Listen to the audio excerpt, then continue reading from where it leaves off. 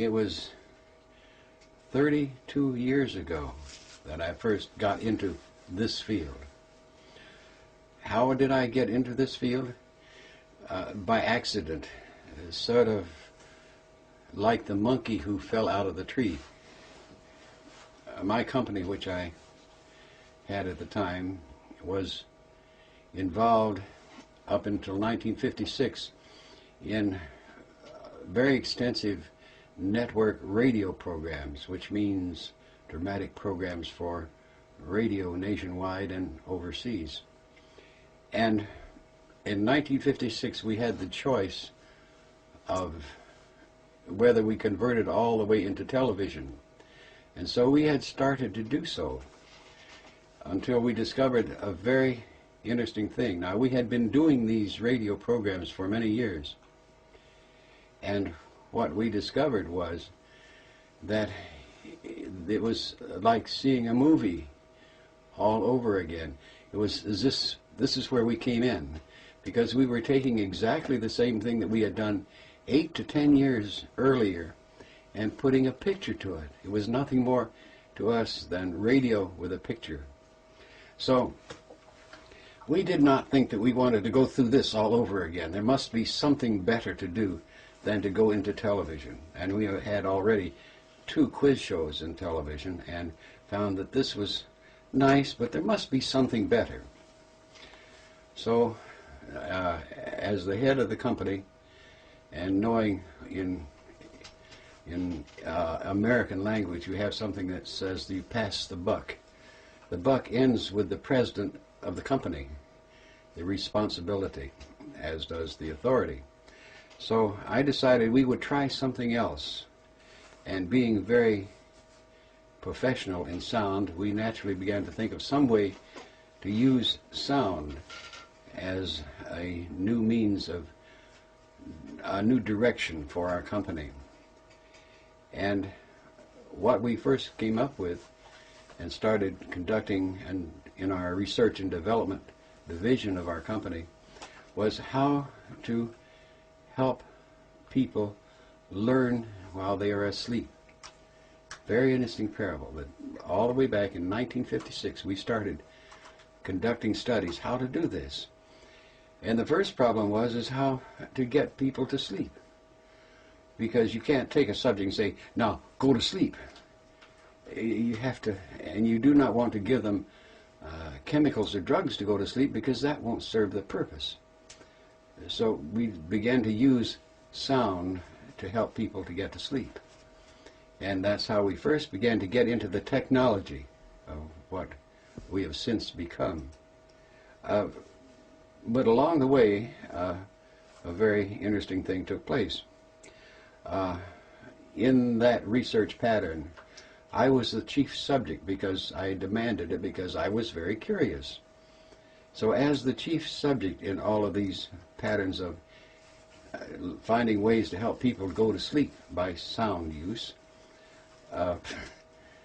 evidently I absorbed something, because in 1958 then I had this great, frightening, terrifying change take place in my life. And I have written about this, as you know, in several books, and it's very, I guess, common knowledge even throughout the world, because the books have been translated into various languages. But simply put, at that time I began to experience moving out of my body, and that was the final thing of something that had begun a year at least or more before that time. I began to have, quote, dreams about, and I was an airplane pilot, so you can understand how that would take place. I began to have dreams about taxiing to the runway on an airport and getting the plane off the ground, and once I got it off the ground, that I would look up and here are all these wires. It was as if one were flying down a street, and there were all these power lines overhead and telephone lines, and you couldn't find a hole to get out of it. And that dream had gone on, a recurring dream, for at least a year. And then, shortly before this big thing took place in '58. I also began to experience a funny kind of vibration. And I went to it was as if my body were shaking, but there was no feeling of shaking. It was just internal. And I went hurrying to my favorite doctor, and he examined me and says, "Oh, you are working too hard. You are stress-filled, but there's nothing wrong with you. Go take a pill and relax or something." Well, not necessarily being a pill taker, that did not work too well.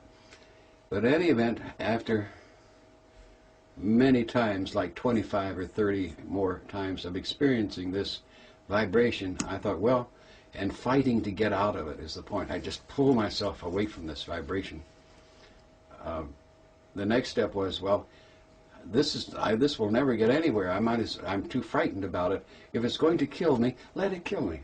So, with that in mind, one particular afternoon when I was lying down, I said, all right, fine. The vibration came. If it's going to kill me, let it kill me. So I waited and waited and waited. And after a while, after about 5 minutes, it faded away. And I was still alive. So I thought, now I know it won't kill me. So I'm on safe ground. So after that, I began to simply let it happen and wait that 5 minutes so I could do something. And on this one famous night, as we're in 1958, I was lying in bed on a Friday night, waiting for this vibration to end so I could go to sleep.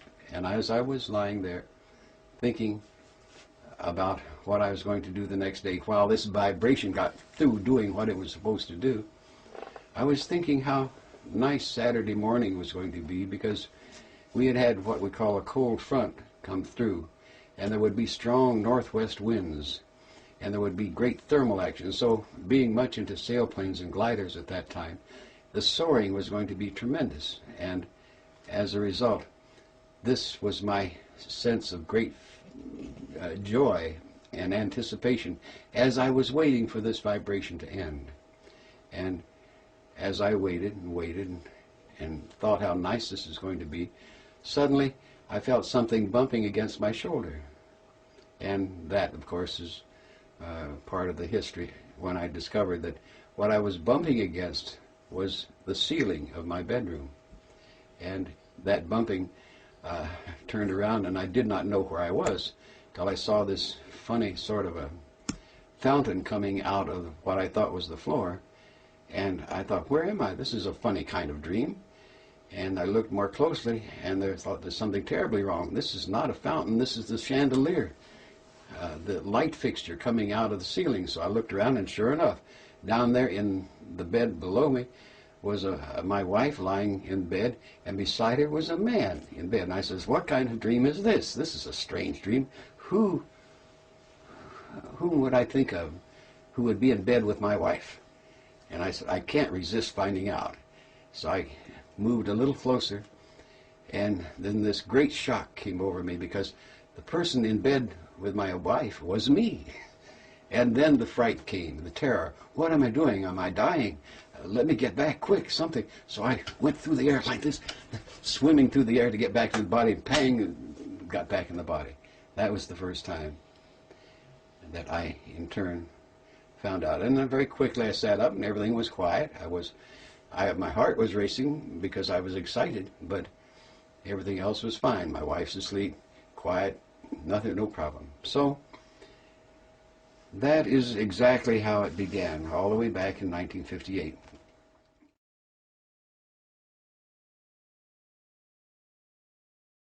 It took many visits to a doctor to find out that I did not have a brain tumor. It took reassurances from a very well-known psychiatrist friend who said, I can certify that you're sane, Bob. I said, well, what's the matter with me? And what's this thing that's happening to me? And he said, well, I think that you are doing what is known as conscious dreaming. And I looked at him and I said, what's conscious dreaming? He says, I don't know, I just made it up. And I said, thank you. And I then got together with my psychologist friend, and I said, Brad, what do I do about this thing? He says, oh, that's easy. I says, what? He says, they do it in India all the time. They know all about it in India. And I said, well, what should I do then? He says, well, I would think you should go to India and study under a guru and live in an ashram until you know all about it. And I said, well, how long would that take? And he said, oh, probably 10 or 20 years. I said, 10 or 20 years?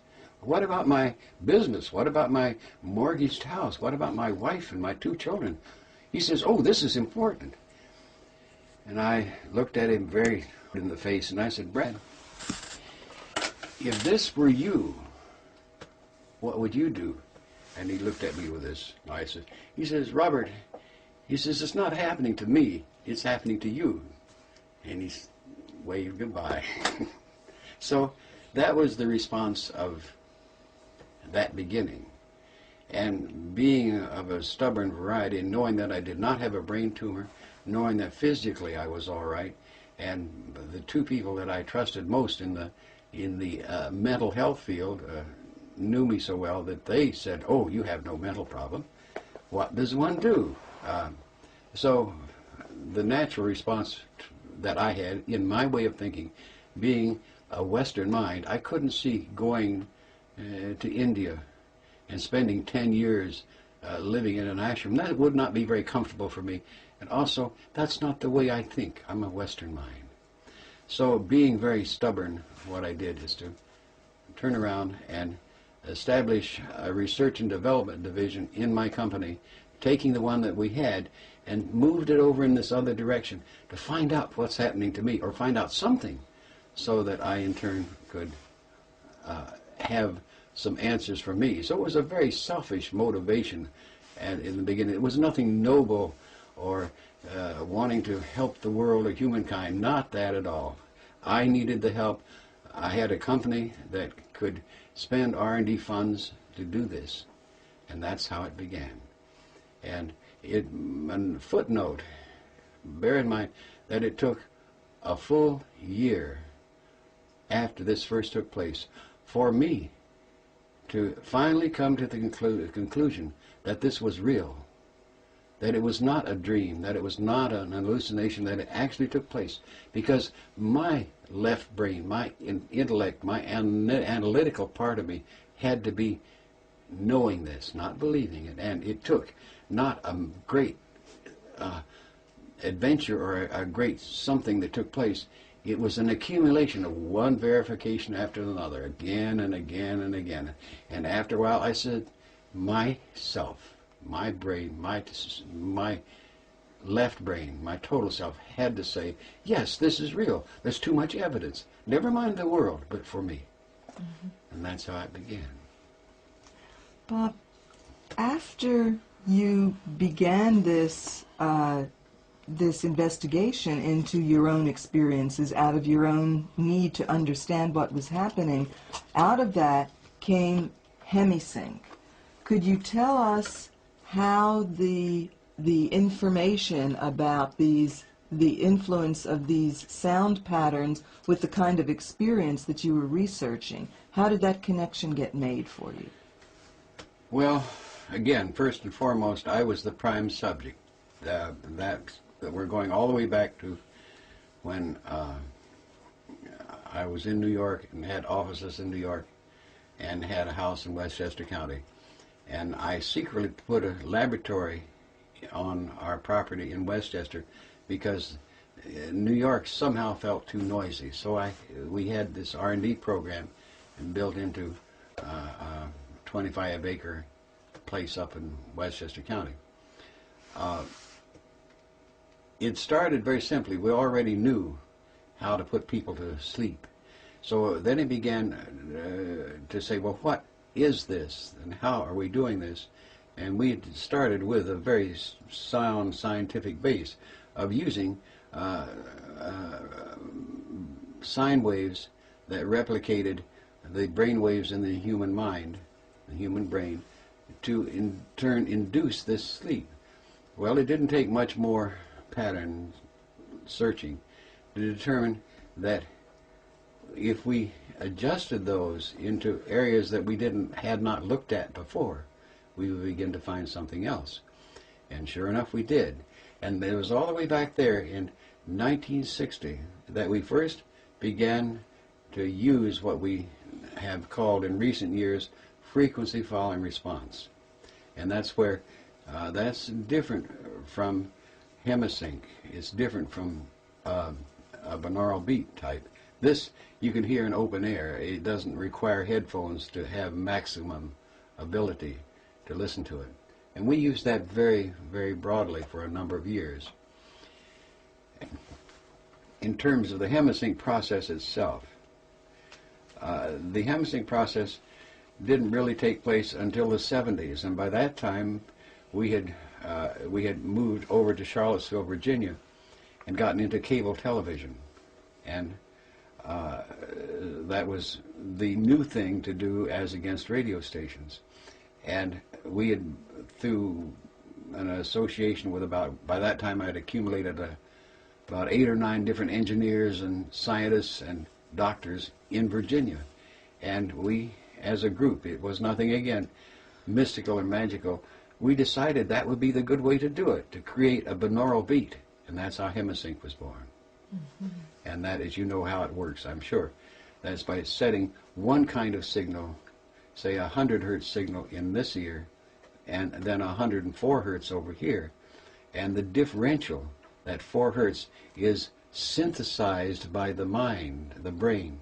You can't hear it, it's too low in frequency to hear.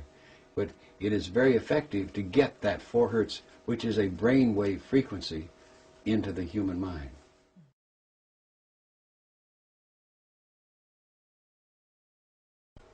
Bob, what is the usefulness of hemisync in exploring different states of consciousness? In exploring different states of consciousness, hemisync, first of all, is tremendously valuable for one reason, and that is that it's not like a drug, it's not like a chemical. It is a sound, and as a sound, it in turn doesn't invade the body, as it were. It's not even like electrical stimulation, where you force the body to do things by electricity. What it also means is that the mind can accept it or reject it. In other words, it's not something that forces itself into you like this. It says here, and it is. So the applications are so broad that we really don't know all of them. We uncover new ones all the time. Let's take the extremes. You can use hemisync to keep you awake, totally focused attention, wide awake and alert. And over here, you can put a person to sleep, into natural sleep. And the in between are all of these many, many different ways, different states of consciousness that hemisync can be used to perform things. And let's go to the wake stage, first of all. You can be super awake. And what do we mean by, say, super awake? Intense focus of attention, concentration, so that all of your attention is focused on, say, a book or something like this.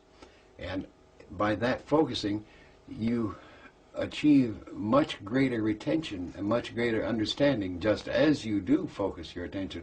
But this helps you do it to a degree perhaps that you've never been able to do before, that type of focusing of attention. Bang, like that. Now you can change that just a little bit by, in turn, again, using hemisync, and then move into a physical pattern of stimulating physical activity. And that's why, again, focusing of attention on physical activity in sports, for example. And we have an application that we used in golf that the best example we know, the president of this state golf association sliced 11 strokes off his score just by using this. It's that kind of thing. But it is because it let him focus his attention on the physical activity. Then you move, and you can see something's taking place here, that you can then move that focus of attention in many different ways. It's great because you can take that whole skein of wakefulness and use it in a number of different ways. Then the next thing that importantly takes place is that you can shift that attention, that mind consciousness, into other types of states, all the way down, and you're not even asleep yet. So look at this. And there's all of these in between. And we have some very profound ones that we've developed that, mind you, you're not asleep, but you are awake. So we have a state that we can achieve by Hemisync that lets your mind be awake and your body asleep. Now that means that the characteristics of your body, your physical body, are asleep. And this makes a very, very great discovery available to you. And that is that you don't need all that physical sensory input of your five senses to be awake, to be able to think, to be conscious. And that's a great, great discovery, because we always think we have to have all this physical sensory input in order to think. We don't need it. And that's a big discovery, and Hemisync lets you get there very easily to learn that important pattern. So that's an illustration. In between these things are various states of consciousness that say that let the psychiatrist or the analyst reach in and get into the various depths of that other part of that patient to find out what his problems are and let them surface, because he establishes different means of getting into them like that, but they're not the same as that strictly mind awake, body asleep. This Hemisync pattern will let you do that. So you can see the scope of I'm speaking. It's anything that the mind can do. Hemisync lets you help you do that by changing the focus of attention, the focus of consciousness. So you see, one of the things that begins to emerge here is through the use of these sound patterns, we can help, not force, the mind to get into these other ways of thinking, if you put it that way, these other ways of perceiving.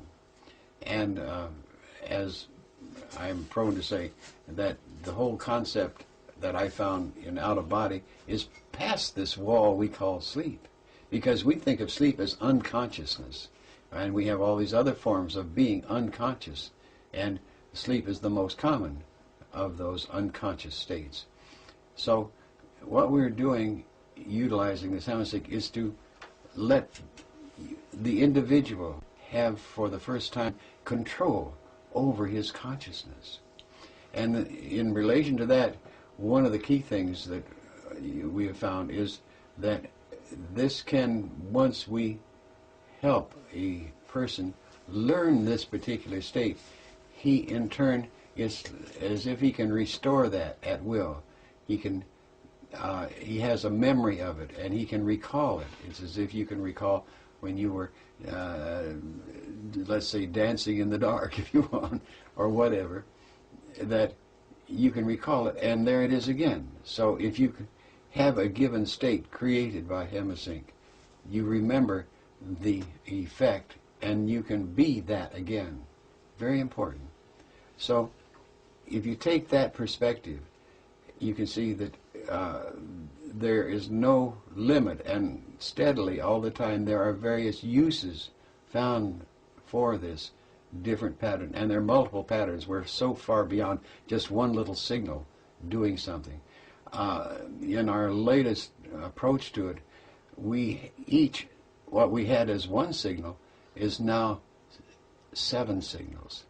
And we may have as many as 5 of those one signals that were 7. So we now have something like 35 different Hemisync signal patterns on one application or one use. So we've gotten very deep into it. But the whole point that's so significant to us is what has emerged out of all of this. what has come out is that, first of all, because bear in mind that we have long ago gone past, quite naturally, because I demanded it. I needed the answers. So we went past this thing, this unconsciousness called sleep, to find out what was happening later on, where we are not getting too much signals from the physical body. What's happening out there? And there was an important thing came out of it, and that is that consciousness is a continuum. It does not stop when we lose consciousness here. If we are not conscious here, we are conscious there, whatever there is. I don't pretend to say what that definition of there is, but we are there. So that means very simply, when you go to sleep here, you don't lose consciousness. You just shift along the spectrum of consciousness to another kind of wakefulness. This is, and we in turn, with this consciousness, attempt to understand that phasing, that part of human consciousness at work there. And it's very difficult, so we try it and use dreams and all sorts of things to try and attempt to understand that consciousness, that being there, again, whatever there is. And out of that, saying that we don't know how far that spectrum of consciousness goes, that long band, it's endless. And we call that the interstate.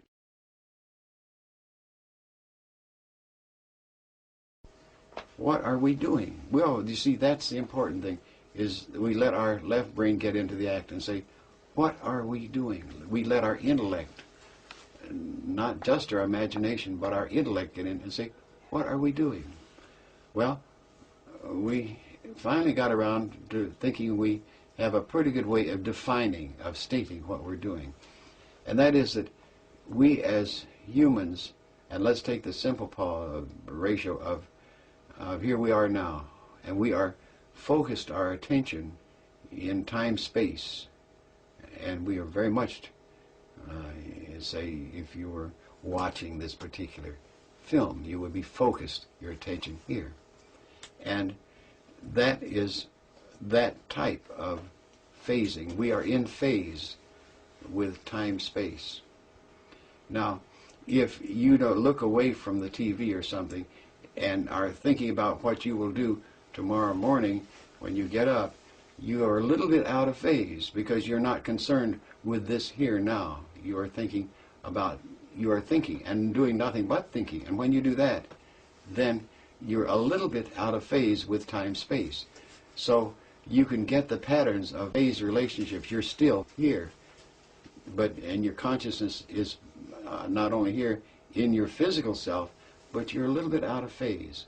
And as you do this a little bit more, you get beyond inattention. You have what we call daydreams. So you are focused very much in your mind here, but your body's here, and you know your body's here, and you know you're still in time-space. And so there is a phase relationship.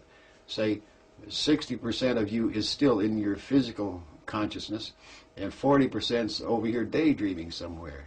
And if you move it a little bit more, you get into such things as out-of-control phasing that are caused by alcohol, for example, and you're drunk, or drugs, and you're all on some drug high. And it's all uncontrolled, though. It's tremendously uncontrolled. And you can't start it, stop it, but you're out of control, but you're out of phase. So you are perceiving two things at once, the out-of-control stuff here, and you have physical matter. And there begins the other very serious question, is that the person who has dementia or some form of psychosis is in a dual phase relationship and cannot differentiate between the time-space physical phasing and this other that he perceives. So he sees little men and he hears voices and all kinds of things that are coming to him from this other phase relationship, and he can't explain. And so he tries to mix the two to the degree that they are both the same thing when they're really not the same thing. So he goes into a mental hospital, or they give him drugs like beta blockers to stop this other phasing. So if you think of that moving onward out through there, you can see what I mean by phasing. I can probably say, take a piece of paper and say, this, for example, is a phase relationship, and that's totally focused. Can you see it on the camera there? That's pretty good, isn't it? You don't have to focus it tight, but just you get the angle. Now, as this, I turn this is moving slightly out of phase. So you have difficulty seeing the print more and more until this way it's very narrow. You could not even define what that is. It's just a line there. And if you're trying to read this, you're having great difficulty because you can't even see it at all now. Now you're seeing another type of something. You're seeing not this, but something else. So you're completely out of phase with time-space. So it's that type of thing. These are ratios, and everything is ratio in terms of consciousness. The interesting part, of course, is that we have certain fascinating things, and that is that when there comes a point we all face, there are certain things like death and taxes we always have to face. Well, one of them we have is facing physical death, and that means that this tuning device that we have called a physical body doesn't work anymore. So we have to phase out of it. And we're completely out of phase, and this doesn't work, so we are totally there. Again, our consciousness is not dependent upon this. It's over there.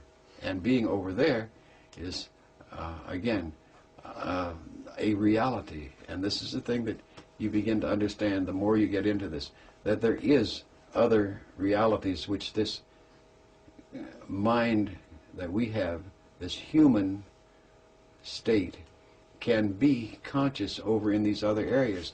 And you can learn and do this long before you're forced to drop this physical body and go on. You can go play there. What Have a is lot of fun. what is the Yes. significance, Bob, of this ability that you've proven that we have to contact these other realities or other phases? I think the most important thing, first of all, is to understand these ratios, so that we can begin to, just like we do with all of our physical sciences, classify plants, biological sciences, begin to classify these other states of consciousness as to what they really are and explore them. Why do that? The first and foremost thing certainly comes out that we around here have long gotten to the stage that we know we are more than our physical body. What does that mean? That means that it doesn't make any difference what you do here, whatever you do. And this is contrary to a lot of belief systems, no doubt about that. But whatever you do, your performance, your behavior here, doesn't mean whether you're going to exist or non-exist after you die physically.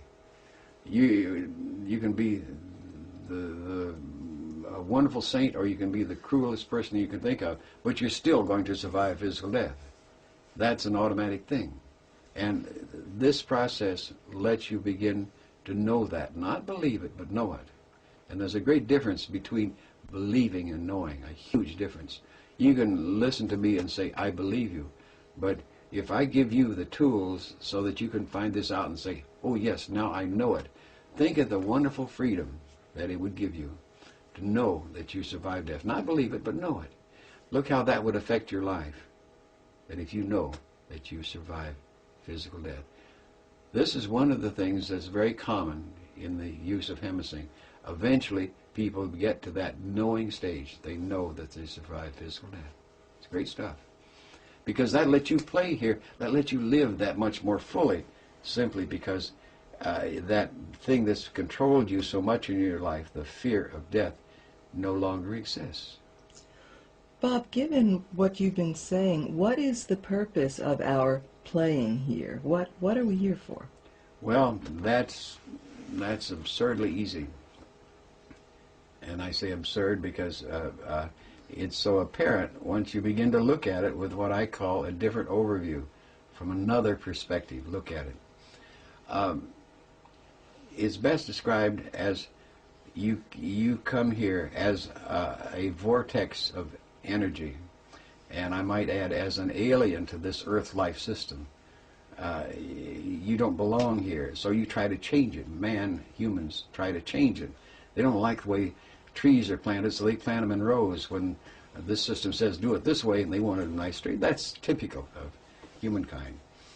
But why do we come to this thing we call the earth and live on earth and be human? Very, very fascinating but obvious answer. And the more you look at it, the more obvious it becomes to you. And that is that you came here to learn. Now, what did you come to learn? These are nice, neat questions.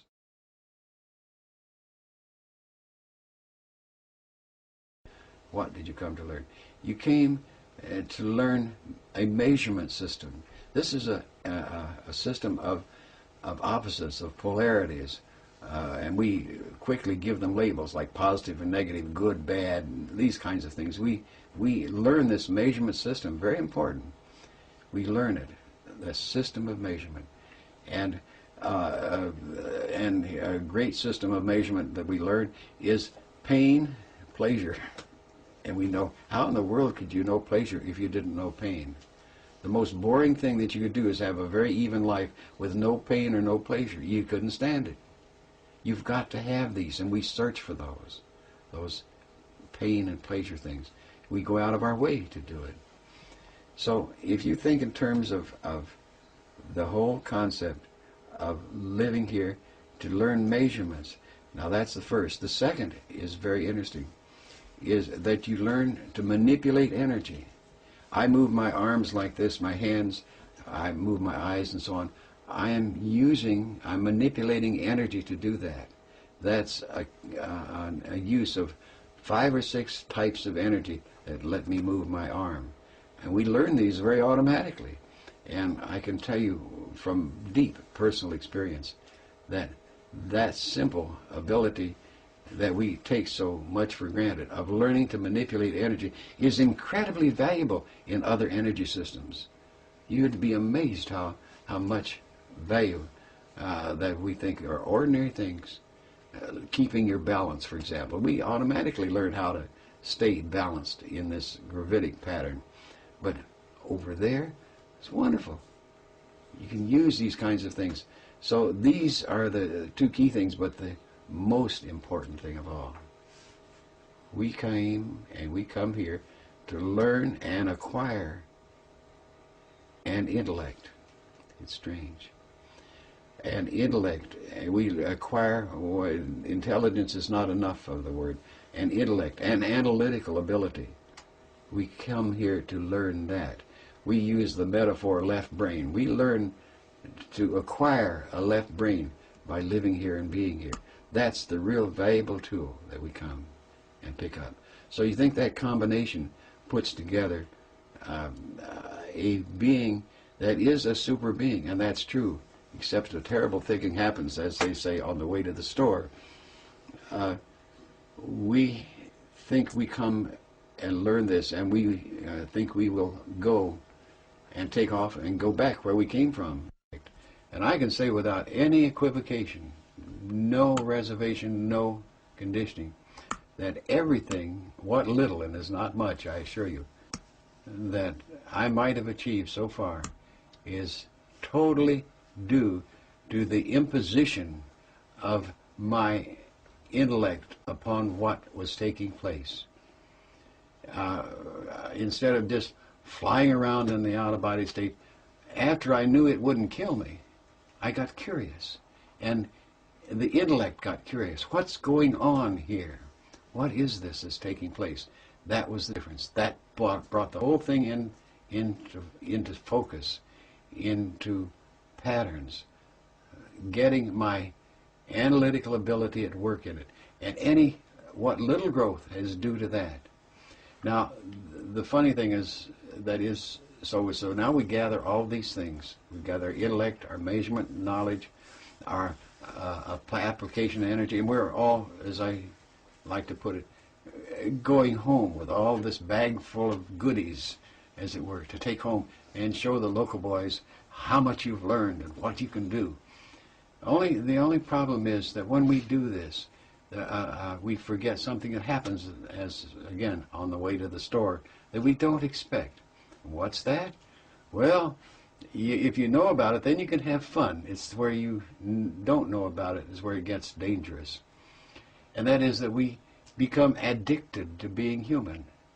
And so after we exit this particular life sojourn, we're saying instead of going home and what I call having escape velocity to go home, something has happened in living that life.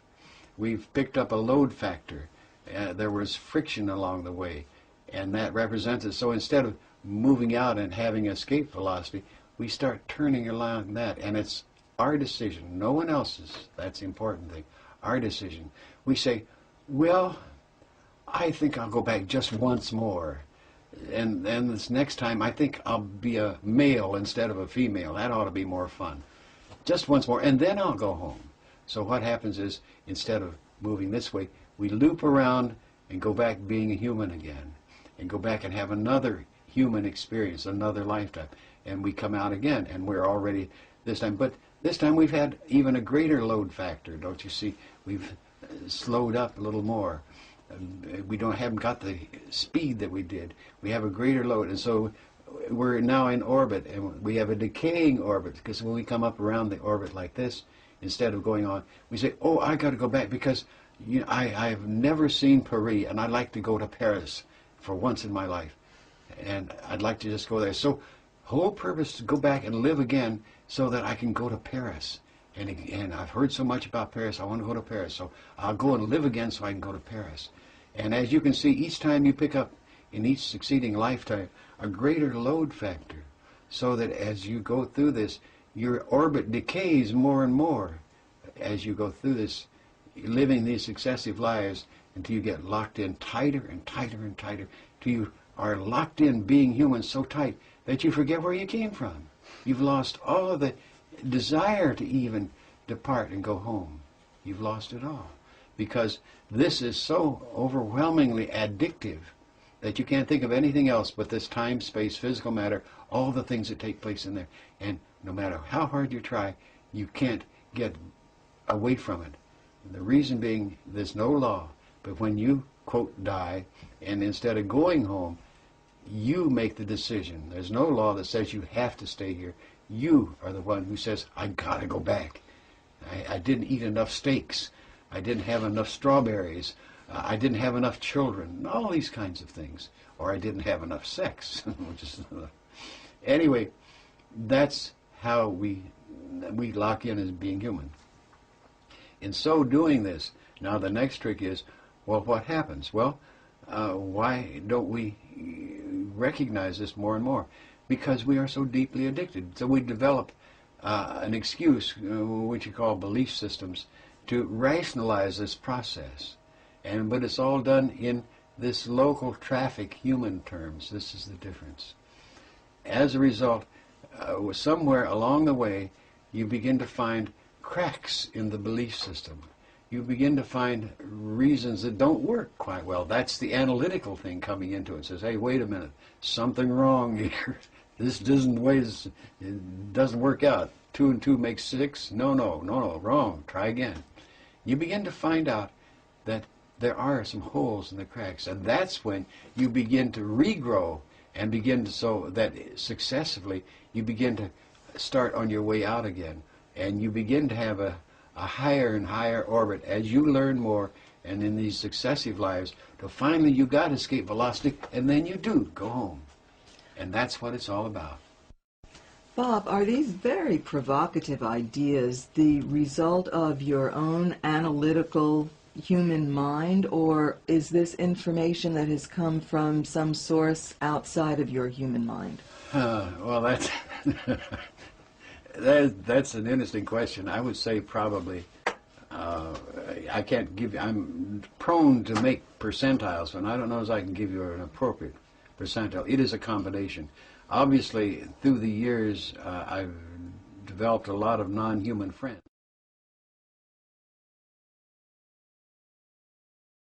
This one non-human friend, we got into the discussion of goals, and he said, excuse me, I said, it's he. It's not true. Yeah, I don't know whether it's a he or a she, so I developed a term, he-she. So he-she said, well, perhaps our goals are different.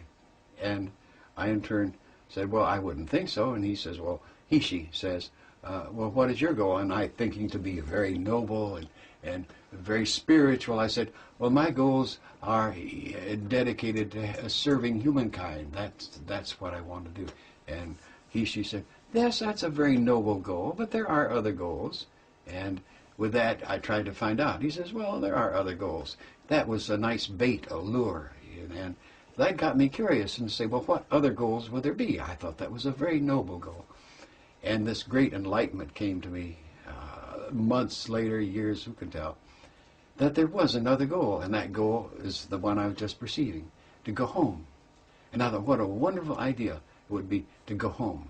And to be the local boy who made good and goes back to his hometown with all the medals on his chest and his pockets full of gold and all these bags of tricks, and go down the main street of the town, and everybody will say, oh, here he is, our hero's back. All this, typical go home type of thing. And so I had been home twice and had to be dragged back, kicking and screaming, as it were, from going home, because that was not what I was supposed to do. So I knew what home was and symbolized to me. And so I knew the goal was to go home. I knew what home was like, where I came from. And so my great, great joy was to prepare, to build, to go home. Oh, this is great, wonderful. I had a goal, and for years I had that goal of going home, gathering all this, everything I could gather that would be useful, to have fun and teach people, do all sorts of things at home. As a result, I in turn thought, well, for a long time, and this was, maybe 5 or 6 years ago, something like that, I got into the pattern of saying, well, and I asked this non-physical he-she friend, I said, and he was saying that was also a nice new goal. He always was very agreeable. That was a nice goal, too. That's different from serving humankind. Go home. So I got into that. And then I asked him, because I didn't know how to do it very well. So he taught me, he says, I'll show you how you can go home for a visit. I just wanted to get a little visit, to stimulate me more, saying, oh, what a wonderful thing it would be to go home. And so I wanted to get a taste of home again. And I knew what it was like. So he showed me how to do this, and I learned what I call the quick switch method, get from here to there. And it sounds weird, but it's as if one were to stretch a rubber band like that over to here, and then you let go of here, and you're there. Click, like that. And I call it the quick switch method of getting somewhere. And as a result, in using this, I suddenly was home. And the story of my getting this home thing was a very, very profound change. Because I went and got home, and here were these that I remembered so beautifully. They were huge, roiling clouds, and clouds had many, many different hues, bright colors with them, and shifting like rainbow colors all through them. And you could lie in the clouds and just observe this spectacle of change. And it was not all round rolling. There were cubes and everything else, all sorts of different types of symbol forms flowing round and through this. And you lie there, and it's so beautiful. And then, as you were there, and I'm using time-space terms to express it because it's the only way you can do it. And as you would lie there, you would hear this tremendous music. And I interpreted it as music, but it was something else. But it was, of course, a form of vibration. But it expressed itself to me in music, beautiful, beautiful music, like a massive symphony orchestra, beautifully conducted. And over here was a magnificent choir of 1,000 human voices, and you're listening to all of this. And in this return quick visit, I lay back in the clouds and looked at these beautiful patterns and heard this exquisite music. And I perhaps might have stayed there forever, except what I had grown, and that was my left brain. Because I was lying there and I looked at something and my attention got caught. And what was it? And I looked again, perceived again, and it was right. Here was a pattern of clouds that went like this, for example, and then went on. And if you waited long enough, that same pattern of clouds came along and it went like this and went on. It was a loop. It was a continuous loop. It was nothing new in the loop. The same thing came back again and again and again. And I then listened to the music. And sure enough, here's a beautiful melody line going dee-doo-doo-doo-doo. And if you waited long enough, the same instrument and the same melody line would be repeated. Dee-doo-doo-doo-doo. And with that, I sat up and had a great sigh of, And because I realized that then I knew why I had left home. Because I was bored. There was nothing new to learn there. I was curious. And I was bored with watching the clouds do the same thing forever and listening to the music do the same thing forever. And I didn't want to stay there any longer. And that's why I left home. And so one final thing, I realized that I was as if I had outgrown the glove and couldn't fit there anymore.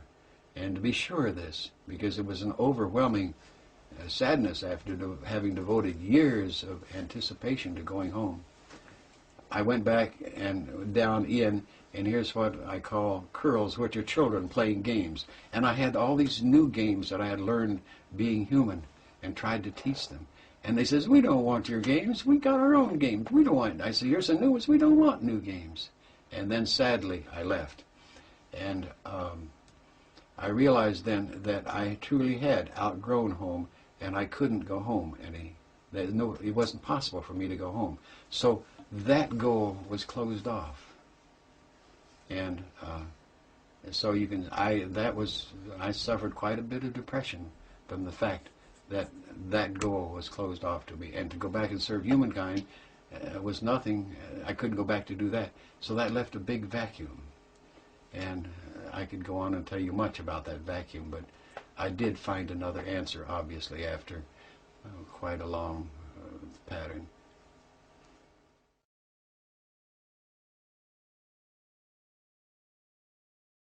Bob, will you tell us what this new goal is?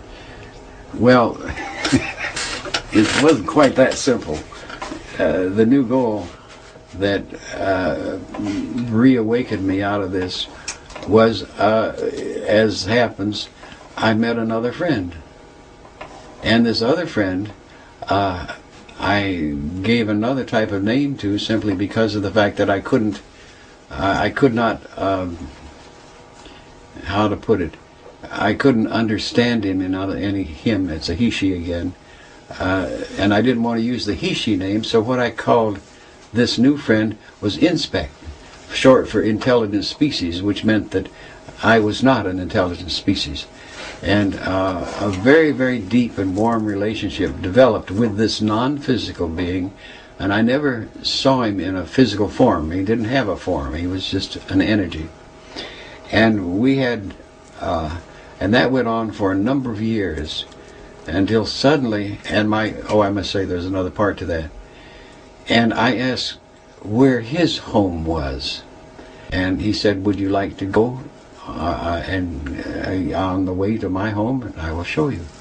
And I said, oh my, yes, please, please. And so he did. And that became my new goal, was to become an Inspect.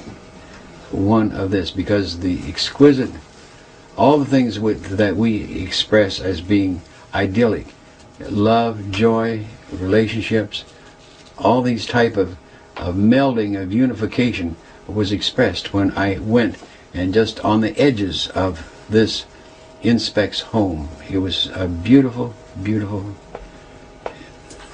goal to be that. And that became my goal, was to grow and be and inspect.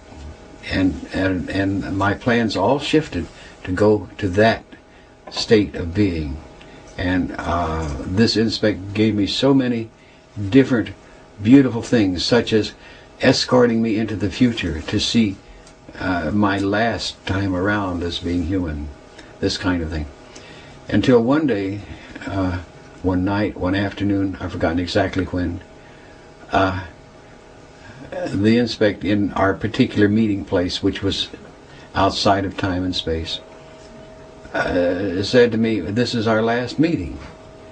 And I uttered a great shock. "Why?" And the inspect said to me, "Because you are taking another path and you need to learn along that other path." And I said, "Well, will we see each other again?" And he says, "Not in this form." And I said, "What have I done? Have I done it?" He says, "No, you have done nothing wrong. It's that you have gone in another direction, and you have to learn that other direction and get back to basics before you can go any further." And in that, the inspector winked out like that. It was gone. And I went back maybe 25 or 30 times to that meeting place, and the inspector was never there. He had really disappeared. So that occasioned another depression, but it did trigger my left brain intellect, don't you see? That was the point. It triggered my left brain intellect to say, basics, what's meant by basics? And I started tracking down the basics of what I had missed. Apparently I'd missed something very, very important. And so it's needless to go through all the searching, trying to find what I had missed, the basic. And I went through the humans, and that was a learning procedure. It took a long time to do. Until finally, I came upon this one thing, and that made the change.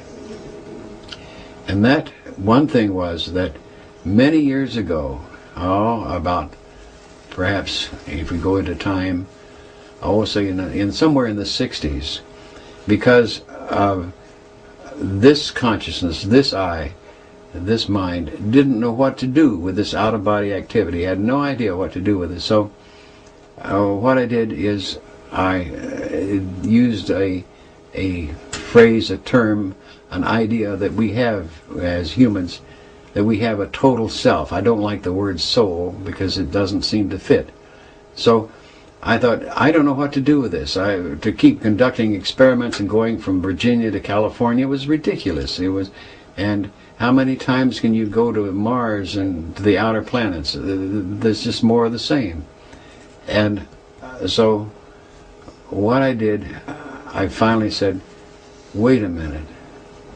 The basic that I had missed was what I'd been riding this vehicle. In other words, I had been using this navigator and this driver, this vehicle, all these years, and I had not taken the trouble to find out who's doing the driving, or as we in America put, what's under the hood of the thing I'm driving.